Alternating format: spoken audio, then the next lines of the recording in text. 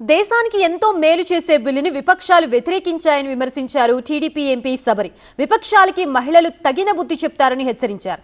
రాహుల్ భారతీయుడు కాదు అని కీలక వ్యాఖ్యలు చేశారు. ఆమె ఇంకా ఏమన్నారో మరింత సమాచారం మా బ్యూరో చీఫ్ గోపి అందిస్తారు. 2029లోనే చట్టసభల్లో మహిళలకు రిజర్వేషన్లు అమలు చేయాలని చెప్పి కేంద్రం తీసుకొచ్చిన 131 రాజ్యాంగ సవరణ బిల్లు అలాగే డీలిమిటేషన్ బిల్లులు ఈరోజు లోక్సభలో వీగిపోవడం జరిగింది. దీనికి సంబంధించి మహిళా ఎంపీలు ఏమనుకుంటున్నారు, అంతోపాటు టీడీపీ ఎంపీ బైరెడ్డి శబరి ఉన్నారు. మీరు కూడా ఈ మహిళా రిజర్వేషన్లు త్వరగా చట్టసభల్లో అమలు అవ్వాలి అని చెప్పి మీరు ఈ స్పీచ్లో పాల్గొన్నారు. ఈరోజు వీగిపోయింది, ఏం చెప్తారు దీని గురించి?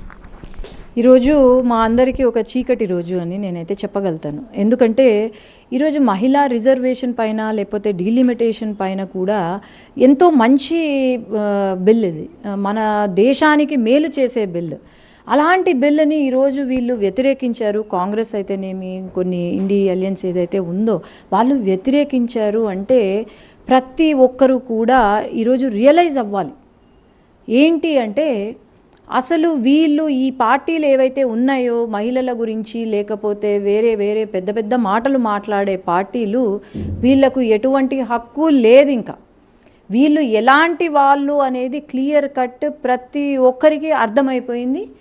ఇంకా ఫ్యూచర్లో కూడా వీళ్ళను నమ్మే పరిస్థితి అయితే లేదని నేను చెప్పగలుగుతాను. అంటే నిన్న ఉన్న ఉత్సాహం ఈరోజు కనిపించట్లేదు మీలో, ఎందుకంటే చాలా అంశాలు నిన్న మాట్లాడారు ఉమెన్ ఎంపవర్మెంట్ గురించి, వాళ్ళ పాలిటిక్స్లోకి వస్తే ఏమవుతుంది అనేది. బట్ ఇది కొంత ఆలస్యం అవుతుంది కానీ ఆగిపోలేదు.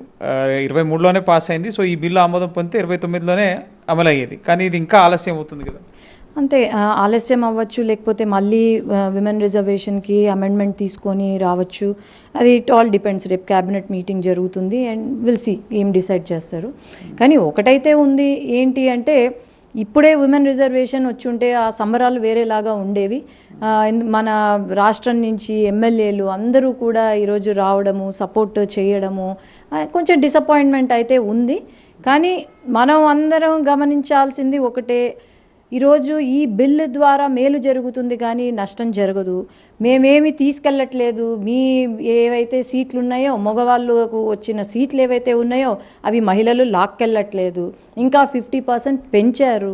50% పెంచినప్పుడు ఇంకా మహిళల్ని ఎంకరేజ్ చేయడానికి పెంచి ఈరోజు మహిళల్ని ఇంకా ముందు పెట్టాలి అని చెప్పి చూస్తున్నారే తప్ప మరి డీలిమిటేషన్కి లేకపోతే విమెన్ రిజర్వేషన్ బిల్లుకి వ్యతిరేకించడం ఎందుకు?